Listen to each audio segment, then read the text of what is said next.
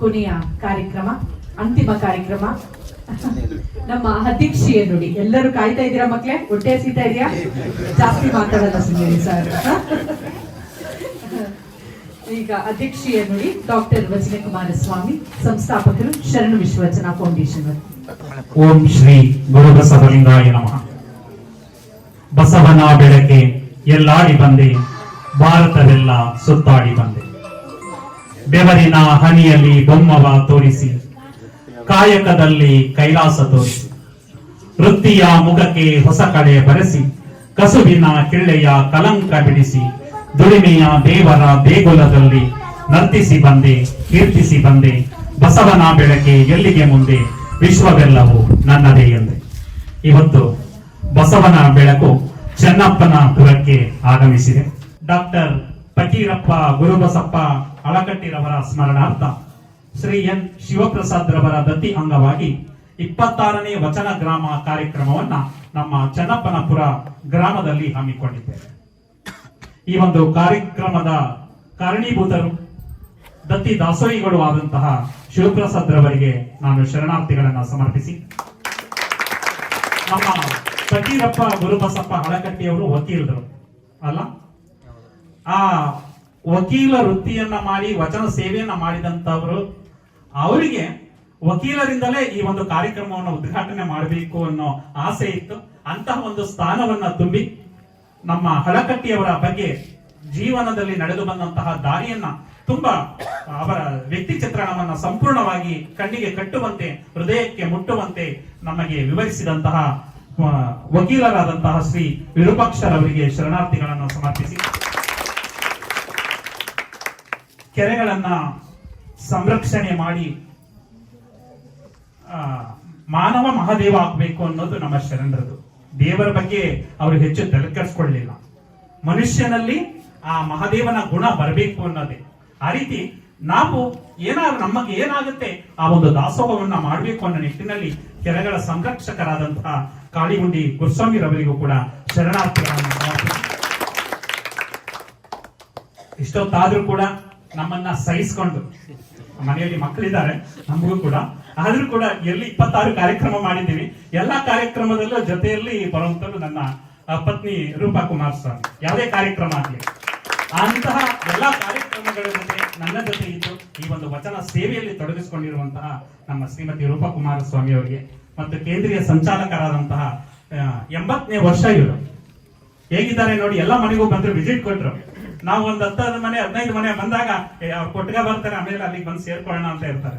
ಅವ್ರು 80 ವರ್ಷ ಆದ್ರೂ ಕೂಡ 10 ವರ್ಷಗಳಿಂದ ನಿರಂತರವಾಗಿ 26 ವಚನ ಗ್ರಾಮಗಳಲ್ಲಿ, ಎಲ್ಲಾ ಗ್ರಾಮಗಳಲ್ಲೂ ಕೂಡ ಪ್ರತಿ ಮನೆಗೆ ಹೆಜ್ಜೆ ಹಾಕಿ ಪ್ರತಿ ಮನೆಗೆ ವಚನ ಪುಸ್ತಕವನ್ನು ನಮ್ಮ ಲಿಂಗಣ್ಣ ಸರ್ ಅವರಿಗೆ ಶರಣಾರ್ಥಿ ಸಮರ್ಪಿಸಿ, ಆ ಕಡೆ ರೈಟ್ ಸೈಡ್ ಕೂತಿರೋರು ಇವರು ಎಡಭುಜ, ಅವರು ಬಲಭುಜ. ಅವರು ಶಿವಪುರ ಉಮಾಪತಿ ಅಂತ ರಿಟೈರ್ಡ್ ಹೆಡ್ ಮಾಸ್ಟರ್ ಅವರು 65 ವರ್ಷ.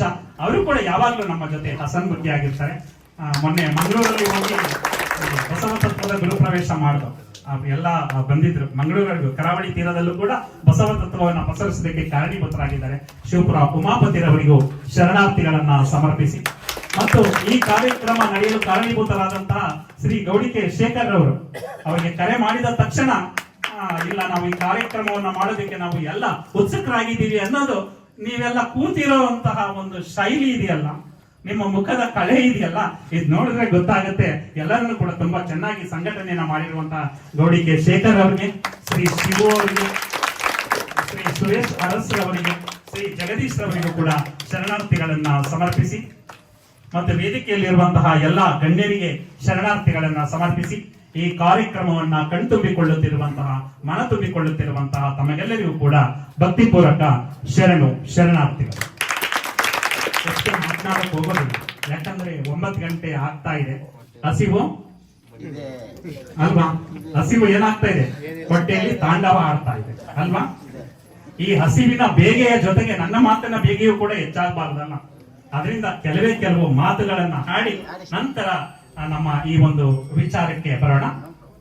ಯಾಕಂದ್ರೆ ಹಸಿವಿನ ಬಗ್ಗೆನೂ ಕೂಡ ಶರಣರು ಒಂದು ಒಳ್ಳೆ ವಚನ ಬರೆದ್ಬಿಟ್ಟಿದ್ದಾರೆ ಅಲ್ಲ. ಹಸಿವೆಂಬ ಹೆಬ್ಬಾವು ಬಸುರ ಬಂದು ಹಿಡಿದಡೆ ವಿಷವೇರಿತಯ್ಯ ಆಪಾದ ಮಸ್ತಕಕ್ಕೆ. ಹಸಿವಿಗೆ ಅನ್ನವನಿಕ್ಕಿ ವಿಷವ ನಿಡುವ ಬಲ್ಲಡೆ ಆತನೇ ಗಾರುಡಿಗ ಕಾಣ ರಾಮನಾಥ ಅಂತ ಜನರ ದಾಸಮನೆಯವರು ಹೇಳ್ಬಿಟ್ಟಿದ್ದಾರೆ ಅಲ್ವಾ? ಈ ಸಂದರ್ಭದಲ್ಲಿ ನನ್ನ ಮಾತು ರುಚಿಸೋದಿಲ್ಲ. ಈಗ ಅನ್ನ ಕೊಟ್ಟರೆ ರುಚಿಸೋದು ಹೊರತು ಮಾತುಗಳು ರುಚಿಸೋದಿಲ್ಲ. ಆದುದರಿಂದ ಕೆಲವು ಮಾತುಗಳೇ ಬಂದ್ಬಿಟ್ಟಿದ್ದೀನಲ್ಲ ಅಲ್ವಾ? ಒಂದು 2 ಗಂಟೆ ಟೈಮ್ ಪ್ರಯಾಣವನ್ನ ಮಾಡಿ ಅರ್ಧ ದಿನ ರಜೆಯನ್ನು ಕೂಡ ಹಾಕಿದ್ದೀನಿ ಅಣ್ಣ. ಒಂದು 3,500 ಇಂದ 4,000 ದಿನಕ್ಕೆ ಸಂಬಳ ಬರುತ್ತೆ ನನಗೆ. ಅಂದ್ರೆ ತಿಂಗಳ ಲೆಕ್ಕ ತಗೊಂಡ್ರೆ ಅದರಲ್ಲಿ ಅರ್ಧ ದಿನ ಅಂದ್ರೆ 2,000 ಸಂಬಳವನ್ನ ಬಿಟ್ಟು ಬಂದಿದ್ದೇನೆ. ವಚನ ಸಾಹಿತ್ಯ ಸೇವೆಯನ್ನ ಮಾಡಬೇಕು ಅಂತ ಬಂದಿದ್ದೇನೆ. ಬಂದಿರೋ ತಕ್ಕ 1-2 ಮಾತುಗಳನ್ನ ಆಡಿದ್ರೆ ನೀವು ತಡ್ಕೋತೀರಾ ಅಂತ ನಾನಾದ್ರೂ ಭಾವಿಸಿದ್ದೇನೆ. ತಡ್ಕೋತೀರಲ್ಲ? ಧನ್ಯವಾದಗಳು. ಬಂಧುಗಳೇ, ಎಲ್ಲ ಫೇಸ್ಬುಕ್ ಬಳಸ್ತಾ ಇದ್ದೀರಾ ಅನ್ಕೊಂಡಿದೀನಿ ಅಲ್ಲ? ಸಾಮಾನ್ಯವಾಗಿ ಮನೆಯವರನ್ನ ಬಿಟ್ಟಿರ್ಬೋದು, ಮೊಬೈಲ್ ಬಿಟ್ಟಿರಕ್ಕಾಗಲ್ಲ, ಹಂಗಾಗ್ಬಿಟ್ಟಿದೆ ಈಗ ಪರಿಸ್ಥಿತಿ ಅಲ್ಲ? ಪ್ರತಿಯೊಬ್ಬರಲ್ಲೂ ಮೊಬೈಲ್ ಇದ್ದೇ ಇದೆ ಅಲ್ಲ? ಅಣ್ಣವ್ರು ಹೇಳಿದ್ರು ಯಾವುದು ವಚನ ಪುಸ್ತಕಗಳನ್ನ 15 ಸಂಪುಟಗಳನ್ನ ತಗೊಳ್ಬೇಕು ಅಂತ. ತಗೊಳಕ್ಕಾಗ್ಲಿಲ್ವಾ? ಬಿಡಿ, ಮೊಬೈಲ್ ಇದೆಯಲ್ಲ, ಆ ಮೊಬೈಲ್ ಅಲ್ಲಿ ಹೋಗ್ಬಿಟ್ಟು ಕ್ರೋಮ್ ಅಲ್ಲಿ ವಚನ ಸಂಚಯ ಅಂತ ಹೊಡಿರಿ. ವಚನ ಸಂಚಯ ಅಂತ ಹೊಡೆದ್ರೆ 22,000 ವಚನಗಳು ಕೂಡ ಅಲ್ಲಿ ನೀವು ತೆರ್ಕೊಳ್ಳುತ್ತೆ. ಬಸವಣ್ಣ ಅಂತ ಹೊಡೆದ್ರೆ ಬಸವಣ್ಣವರ ಎಲ್ಲಾ ವಚನಗಳು 1404 ವಚನಗಳು, ಇನ್ನು ಚನ್ನಬಸವಣ್ಣವರ ವಚನಗಳು, ಅಲ್ಲಮ ಪ್ರಭುಗಳ ವಚನಗಳು, ಎಲ್ಲಾ ವಚನಗಳು ತೆರ್ಕೊಳ್ಳುತ್ತೆ. ಮೊಬೈಲ್ ಅಲ್ಲೇ ನೀವು ವಚನವನ್ನು ನೋಡಬಹುದು. ಈಗ ಒಂದು ಹ್ಯಾಪ್ ಬಂದಿದೆ. ಇನ್ನೊಂದು ನಮ್ಮ ತರಳುಬಾಳು ಅವರು, ಸಿರಿಗೆರೆ ತರಳುಬಾಳು ಸಮಿತಿಯವರಿದ್ದಾರಲ್ಲ, ಅವರು ವಚನ ಸಂಪುಟ ಅಂತ ಈಗ ಒಂದು ವಿಶೇಷವಾಗಿ ಬಿಟ್ಟಿದ್ದಾರೆ. ಯಾವುದೇ ಆಪ್ ಡೌನ್ಲೋಡ್ ಮಾಡೋ ಅವಶ್ಯಕತೆ ಇಲ್ಲ. ನೀವು ಕ್ರೋಮ್ ಹೋಗ್ಬಿಟ್ಟು ಅಲ್ಲಿ ವಚನ ಸಂಪುಟ ಅಂತ ಬರೆದ್ರೆ ಅಲ್ಲೂ ಕೂಡ ಎಲ್ಲಾ ಶರಣರು ಬರ್ತಾರೆ. ಜೊತೆಗೆ ಬಸವಣ್ಣನವರ ಎಲ್ಲಾ ವಚನಗಳಿಗೆ ತಾತ್ಪರ್ಯ ಕೂಡ ಮಾಡಿದ್ದಾರೆ. ಮತ್ತೆ 7 ಭಾಷೆಗಳಿಗೆ ಅದನ್ನು ಭಾಷಾಂತರ ಮಾಡಿದ್ದಾರೆ. ಕನ್ನಡ, ಇಂಗ್ಲಿಷು, ಹಿಂದಿ, ತಮಿಳು, ತೆಲುಗು, ಹಿಂಗೆ 7 ಭಾಷೆಗಳಿಗೆ ಭಾಷಾಂತರ ಮಾಡಿದ್ದಾರೆ. ನೀವು ಮೊಬೈಲ್ ಅಲ್ಲೇ ಎಲ್ಲಾ ವಚನಗಳನ್ನು ಕೂಡ ನೋಡಬಹುದು. ಮತ್ತೆ ಅಲ್ಲಿ ಕೆಲವು ವಚನಗಳಿಗೆ ಗಾಯನವನ್ನು ಕೂಡ ಬರುತ್ತೆ. ಒಂದು ಮ್ಯೂಸಿಕ್ ಸಿಂಬಲ್ ಇರುತ್ತೆ, ಅದನ್ನ ಕ್ಲಿಕ್ ಮಾಡಿದ್ರೆ ಆ ವಚನವನ್ನು ಕೂಡ ನೀವು ಸುಶ್ರಾವ್ಯವಾಗಿ ಆಲಿಸಬಹುದು. ಆದುದರಿಂದ ಇದರ ಮುಖಾಂತರ ನೀವು ಕೂಡ ವಚನವನ್ನ ಅಧ್ಯಯನವನ್ನ ಮಾಡಬಹುದು. ಪುಸ್ತಕವನ್ನ ತೆಗೆದುಕೊಳ್ಳಿ, ಗೊತ್ತಾಯ್ತಲ್ಲ? ಮೊಬೈಲ್ ಹೇಳುತ್ತೆ, ನೀನು ನನ್ನನ್ನ ಒಂದು ಸಲ ನೋಡು, ನಿನ್ನನ್ನ ತಲೆ ಎತ್ತದಂತೆ ಮಾಡ್ತೀನಿ ಅಂತ ಅಲ್ವಾ? ಮನೆ ಗಂಡ ಬಂದಿರೋದು ಗೊತ್ತಿಲ್ಲ, ಮೊಬೈಲ್ ಇಟ್ಕೊಬಿಟ್ರೆ ಹಂಗಾಗಿರ್ತೀವಿ, ಅಥವಾ ಹೆಂಡತಿ ಬಂದಿರೋದು ಗೊತ್ತಿಲ್ಲ, ಆ ರೀತಿ ಆಗ್ಬಿಟ್ಟಿರ್ತೀವಿ ನಾವು. ಆದ್ರೆ ಪುಸ್ತಕ ಹೇಳುತ್ತೆ, ನೀನು ನನ್ನನ್ನು ಒಂದು ಸಲ ನೋಡು, ನಿನ್ನನ್ನ ತಲೆ ಎತ್ತುವಂತೆ ಮಾಡ್ತೀನಿ ಅಂತ ಹೇಳುತ್ತೆ. ಪುಸ್ತಕವನ್ನು ಕೊಂಡುಕೊಳ್ಳಿ, ಜೊತೆಗೆ ಮೊಬೈಲ್ ಅನ್ನ ಇಂಥದಕ್ಕೆ ಸದುಪಯೋಗ ಪಡಿಸ್ಕೊಂಡ್ರೆ ಅನುಕೂಲ ಆಗುತ್ತೆ ಅಂತ ನಾನಾದ್ರೂ ಭಾವಿಸ್ತೇನೆ ಬಂಧುಗಳೇ. ಮತ್ತೆ ಎಲ್ಲ ಫೇಸ್ಬುಕ್ ಬಳಸ್ತಾ ಇದೀಯಲ್ಲ, ಫೇಸ್ಬುಕ್, ಇನ್ಸ್ಟಾಗ್ರಾಮ್, ಟ್ವಿಟರ್, ಯೂಟ್ಯೂಬ್ ಇವೆಲ್ಲವನ್ನ ಕಾಮನ್ ಆಗ್ಬಿಟ್ಟಿದೆ. ಯಾರೇ ಮೊಬೈಲ್ ತಗೊಂಡ್ರು ಕೂಡ ಅಲ್ಲಿ ದನ ಮೇಯಿಸ್ತಾ ಇರ್ತಾರೆ. ನಮ್ಮ ಸ್ನೇಹಿತರುಗಳಿದ್ದಾರೆ ತುಂಬಾ ಜನ. ಯಾಕಂದ್ರೆ ನಾನು ಶಿಕ್ಷಕರಾದೆ, ಕೆಲವರು ದನ ಮೇಯಿಸೋದು, ಕುರಿ ಮೇಯಿಸೋದು ಹೋದ್ರೆ ನಾನು ಅವ್ರ ಜೊತೆ ಹೋಗಿ ಕೂತ್ಕೊಂಡು ಮಾತನಾಡ್ಕೊಂಡು ಬರ್ತೀನಿ. ಆದ್ರೆ ದನ ಮೇಯಿಸ್ತಾ ಇದ್ರು ಕೂಡ ಫೇಸ್ಬುಕ್ ಅಲ್ಲಿ ನೋಡೋಣ ಎಂತ ಫೋಟೋ ಬಂದಿದೆ, ಎಂತ ಹಾಡು ಬಂದಿದೆ ಅಂತ ನಾನು ತೋರಿಸ್ತಾರೆ ಅಂತ. ಫೇಸ್ಬುಕ್, ಟ್ವಿಟರ್ ಆಗ್ಬೋದು, ಇನ್ಸ್ಟಾಗ್ರಾಮ್ ಆಗ್ಬೋದು, ಅಲ್ಲಿಗೆ ಒಂದು ಫೋಟೋವನ್ನ ಹಾಕಿ ಇವತ್ತು ಕಾರ್ಯಕ್ರಮ ನಡೀತಾ ಇದೆ. ನಮ್ಮ ಕಾಳಿಹುಂಡಿ ಗುರುಸ್ವಾಮಿ ಅವರಿದ್ದಾರೆ, ಶಿವಪ್ರಸಾದ್ ಅವರಿದ್ದಾರೆ, ನಮ್ಮ ಎಲ್ಲ ಬಳಗ ಇದೆ. ಇಲ್ಲಿ ನಾನೇನಾದ್ರು ಒಂದು ಫೋಟೋ ಹಾಕಿದ್ರೆ ಫೇಸ್ಬುಕ್, ಇನ್ಸ್ಟಾಗ್ರಾಮ್ ಎಷ್ಟು ಜನ ನೋಡ್ಬೋದು? 100 ಜನ, 200 ಜನ, 1,000 ಜನ ನೋಡ್ಬೋದಾ? ಅಷ್ಟ. ಯಾಕೆ ಅಂತರ್ಜಾಲದಲ್ಲಿ. ಆದ್ರೆ 12ನೇ ಶತಮಾನದಲ್ಲಿ ಬಸವಣ್ಣವರು, ವಿಶ್ವಗುರು ಬಸವಣ್ಣವರನ್ನ ನೋಡಿ, ಯಾವುದೇ ಫೇಸ್ಬುಕ್ ಇರ್ಲಿಲ್ಲ ಆಗ, ಇನ್ಸ್ಟಾಗ್ರಾಮ್ ಇಲ್ವೇ ಇಲ್ಲ, ಟ್ವಿಟರ್ ಅಂತೂ ಇಲ್ವೇ ಇಲ್ಲ, ಯೂಟ್ಯೂಬ್ ಇಲ್ವೇ ಇಲ್ಲ. ಆದ್ರೆ ನಮ್ಮ ಬಸವಣ್ಣವರನ್ನ ನೋಡಿ 1,96,000 ಜನ ಬಸವ ಕಲ್ಯಾಣಕ್ಕೆ ಬಂದ್ರು ಅಂದ್ರೆ ಬಸವಣ್ಣನವರ ಫೇಸ್ ವ್ಯಾಲ್ಯೂ ಎಷ್ಟಿತ್ತು ಅಂತ ನಾವು ಅರ್ಥ ಮಾಡ್ಕೋಬೇಕು ಅಲ್ಲ? 1,96,000 ಜನ ದಾಸೋಹವನ್ನ ಮಾಡ್ತಾ ಇದ್ರು ಬಸವ ಕಲ್ಯಾಣದಲ್ಲಿ. ಅನುಭವ ಮಂಟಪದಲ್ಲಿ 770 ಅಮರ ಗಣಗಳು ಚರ್ಚೆಯಲ್ಲಿ ಭಾಗವಹಿಸ್ತಾ ಇದ್ರು ಅಂದ್ರೆ ಅಂತಹ ವಿಶ್ವಗುರು. ನಾವು ಹೇಳಿದಂಗೆ ಜಗಜ್ಯೋತಿ ಅಂತ ಎಲ್ಲಾ ಧರ್ಮಗಳಲ್ಲಿ ಗುರುಗಳನ್ನ ಸಮೀಕರಿಸಿ ಅವರ ವಚನಗಳನ್ನ ಅಧ್ಯಯನ ಮಾಡಿ, ಅವರು ಬರೆದಿರುವಂತಹ ಗ್ರಂಥಗಳನ್ನ ಅಧ್ಯಯನ ಮಾಡಿ ಯಾರಿಗೆ ಜಗಜ್ಯೋತಿ ಅಂತ ಕೊಡ್ಬೇಕು ಅಂದಾಗ ನಮ್ಮ ಬಸವಣ್ಣವರು ಮೇಲ್ಪಂಕ್ತಿಯಲ್ಲಿ ನಿಂತಾರೆ. ಅರ್ಥ ಆಯ್ತಲ್ಲ? ಅಂತಹ ಬಸವಣ್ಣನವರು ಇವತ್ತು ನಿಮ್ಮ ಗ್ರಾಮದಲ್ಲಿ ಪ್ರವೇಶವನ್ನ ಮಾಡಿ ಪ್ರತಿ ಮನೆಗೆ ವಚನ ಪುಸ್ತಕವನ್ನ ಕೊಟ್ಟಿದ್ದೇವೆ. ಯಾಕೆ ಕೊಟ್ಟಿದ್ದೀವಿ ಅದನ್ನ ನಾನು ಪ್ರತಿ ಮನೆಯವರಿಗೂ ಕೂಡ ಹೇಳಿದ್ದೇನೆ, ವಚನಗಳನ್ನ ಓದಿ, ನಿಮ್ಮ ಮಕ್ಕಳಿಗೆ ಓದಿಸಿ, ಮುಂದಿನ ವಚನ ಸಂಸ್ಕೃತಿಯನ್ನ ಉಳಿಸಿ, ಜೊತೆಗೆ ಬಳಸಿ ಅಂತ ಹೇಳಿದ್ದೇನೆ ಅಲ್ಲ? ಎಲ್ಲರ ಮನೆಯಲ್ಲೂ ಅದೇ ನಾನು ಹೇಳಿರೋದು. ಎಲ್ಲರಿಗೂ ಬಳಸಬೇಕು, ಅದನ್ನ ಓದಬೇಕು. ಓದಿದಾಗ ಏನಾಗುತ್ತೆ, ಆ ವಚನದಲ್ಲಿ ಏನಿದೆ ಅದನ್ನ ತಿಳ್ಕೊಳ್ಳಕ್ ಅನುಕೂಲ ಆಗುತ್ತೆ. ಅದಕ್ಕೆ ಎಲ್ಲ ಹೇಳ್ತಾರೆ, ಈ ಒಂದು ಓದೋದು ಅಥವಾ ಈ ಒಂದು ಆಧ್ಯಾತ್ಮಿಕತೆ ಅಥವಾ ಇಂತಹ ಒಂದು ಧರ್ಮದ ಬಗ್ಗೆ ತಿಳ್ಕೊಳ್ಳುವಂಥದ್ದು ವಯಸ್ಸಾದ ಮೇಲೆ ಅಂತ ಹೇಳ್ತಾರೆ. ವಯಸ್ಸಾದ ಮೇಲಲ್ಲ, ಯಾವಾಗ ಇಂತಹ ಹುಡುಗರಾಗಿದ್ದಾರೆ, ಇಲ್ಲಿ ಹುಡುಗರಿದ್ದಾರೆ, ಅಲ್ಲಿ ವಯಸ್ಸಾದವರಿದ್ದಾರೆ ಅಲ್ವಾ, ಎಲ್ಲರೂ ಕೂಡ ಈ ಒಂದು ಧರ್ಮವನ್ನ ತಿಳ್ಕೊಳ್ಬೇಕು ಅನ್ನೋ ಒಂದು ಸದಾಶಯ. ಅದಕ್ಕೆ ಬಸವಣ್ಣರು ಹೇಳ್ತಾರೆ, ನರೆ ಕೆನ್ನಗೆ ತೆರಗಲ್ಲಕ್ಕೆ ಶರೀರ ಗೂಡು ಹೋಗದ ಮುನ್ನ, ಹಲ್ಲು ಹೋಗಿ ಬೆನ್ನು ಬಾಗಿ ಅನ್ಯರಿಗೆ ಹಂಗಾಗದ ಮುನ್ನ, ಕಾಲ ಮೇಲೆ ಕೈಯ ನೂರಿ ಕೋಲು ಹಿಡಿಯದ ಮುನ್ನ, ಮುಪ್ಪಿಂದೊಪ್ಪ ಒಳಿಯದ ಮುನ್ನ, ಮೃತ್ಯು ಮುಟ್ಟದ ಮುನ್ನ, ಪೂಜಿಸು ಕೂಡಲ ಸಂಗಮ ದೇವನ. ನೀವು ವಯಸ್ಸಾದ ಮೇಲೆ 100 ಸಲ ನೆನೆಯೋದಕ್ಕಿಂತ ಯುವಕನಿರುವಾಗ ಕೇವಲ 3 ಸಲ ನೆನೆದ್ರು ಕೂಡ ಆ ಭಗವಂತನಿಗೆ ಪ್ರೀತಿ ಆಗುತ್ತೆ. ಆ ಭಗವಂತ ಯಾರು? ಯಾರು? ನಿರಾಕಾರ. ಯಾವುದೇ ಆಕಾರವನ್ನ ಕೊಟ್ಟಿಲ್ಲ ಅವರು. ನಮ್ಮ ಶರಣರು ದೇವರಿಗೆ ಯಾವುದೇ ಆಕಾರವನ್ನ ಕೊಟ್ಟಿಲ್ಲ. ಏನು ಅಂದ್ರೆ ಆ ಭಗವಂತ ನೀನೇ ಆಗ್ಬೇಕು ಅಂತ ಅವರು ಹೇಳ್ತಾರಲ್ಲ, ವಚನವನ್ನ ಉದಾಹರಣೆ ಕೊಟ್ಟರು. ಯಾವಾಗ ಭಗವಂತ ಆಗ್ತೀವಿ ಅಂದ್ರೆ, ಈಗ ಉದಾಹರಣೆಗೆ ನಮ್ಮ ಕಾಳಿಗುಂಡಿ ಗುರುಸ್ವಾಮಿ ಅವರು ಹೋಗಿ ಕೆರೆಗಳಿಗೆ ಏನ್ ಮಾಡಿದ್ದಾರೆ, ಜೀವವನ್ನ ಕೊಟ್ಟಿದ್ದಾರೆ. ಎಲ್ಲಿ ನೀರಿರ್ಲಿಲ್ಲ ಅಲ್ಲಿ ನೀರನ್ನ ತುಂಬಿಸಿದ್ದಾರೆ. ಆಗ ಅಲ್ಲಿ ಹೋಗಿ ಏನಾಗುತ್ತೆ, ಒಂದು ದನ ಹೋಗಿ ನೀರು ಕುಡಿಯುತ್ತೆ. ಆಗ ಅದಕ್ಕೆ ಯಾವ್ದು ಭಾವ ಬರುತ್ತೆ? ಅಥವಾ ನಾವು ಹೋಗಿ ಏನೋ ಒಂದು ಜಮೀನ್ಗೋ ಏನಕ್ಕೋ ಆ ನೀರನ್ನ ತಗೋಬರ್ತೀವಿ, ಅಥವಾ ತೆಗಲಿಗಳಿಗೋ ಏನೋ ಹಾಕ್ತೀವಿ, ಗೊತ್ತಾಯ್ತಲ್ಲ. ಆ ಬುಡಕ್ಕೆ ನೀರು ಹಾಕಿದಾಗ ಏನಾಗುತ್ತೆ, ಮೇಲೆ ಫಲವನ್ನ ಕೊಡುತ್ತೆ ಅಲ್ಲ. ಅದಕ್ಕೆ ಅಲ್ಲಮ ಪ್ರಭುದೇವರು ಹೇಳದ್ದು, ನಾ ದೇವನಲ್ಲದೆ ನೀ ದೇವನೇ, ನೀ ದೇವನಾದಡೆ ಎನ್ನನೇಕೆ ಸಲಹೆ, ಆ ರೈತು ಒಂದು ಕುಡಿತೆ ಉದಕವ ನೆರವೆ, ಹಸಿದಾಗ ಹೋಗರವನಿಕ್ಕುವೆ ನಾ ದೇವ ಕಾಣ ಗುಗೇಶ್ವರ. ನೀನಲ್ಲ ಕಣಪ್ಪ ದೇವರು, ನಾನು. ಯಾಕೆ? ನಮ್ಮ ಮನೆಗೆ ಯಾರಾದ್ರೂ ದಾಹ ಅಂತ ಬಂದ್ರೆ ಅವರಿಗೆ ಒಂದು ಲೋಟ ನೀರನ್ನ ಕೊಡ್ತೀನಿ, ಯಾರಾದ್ರೂ ಹಸಿವು ಅಂತ ಬಂದ್ರೆ ಅವರಿಗೆ ಒಂದು ಹೊತ್ತಿನ ಊಟವನ್ನ ಕೊಡ್ತೀನಿ. ಆಗ ಯಾರು ಊಟವನ್ನ ಕೊಟ್ಟಾಗ ಅವ್ರು ಏನ್ ಹೇಳ್ತಾರೆ, ದೇವರ ರೀತಿ ನನಗೆ ಒಂದು ಹೊತ್ತು ಊಟ ಕೊಟ್ಟ ಕಣಪ್ಪ, ದೇವರ ರೀತಿ ನನಗೆ ದಾಹ ಆಗಿದ್ದು ಒಂದು ಲೋಟ ನೀರು ಕೊಟ್ಟೆ ಕಣಪ್ಪ ಅಂತ ಹೇಳ್ತಾರಲ್ಲ. ಅದಕ್ಕೆ ನಾನ್ ದೇವರು, ನೀನ್ ದೇವನಲ್ಲ. ಯಾಕಂದ್ರೆ ಭಿಕ್ಷುಕರು ಭಿಕ್ಷುಕರಾಗಿದ್ದಾರೆ ಹೊರತು ಅವ್ರು ಯಾರು ಕೂಡ ಧನಿಕರಾಗ್ಲಿಲ್ಲ. ಆದುದರಿಂದ ದಯಮಾಡಿ ಈ ವಚನಗಳನ್ನ ಅಧ್ಯಯನ ಮಾಡಿದ್ರೆ ಏನ್ ಮಾಡ್ಬೇಕಾಗಲ್ಲ ಇದೆ, ಗೊತ್ತಾಯ್ತಾ? ಎಲ್ಲರ ಮನೆಗೆ ಬಂದೆ, ಒಂದು ರಾರಾಜಿಸ್ತಾ ಇತ್ತು ಭಸ್ಮ, ವಿಭೂತಿ ರಾರಾಜಿಸ್ತಾ ಇತ್ತು.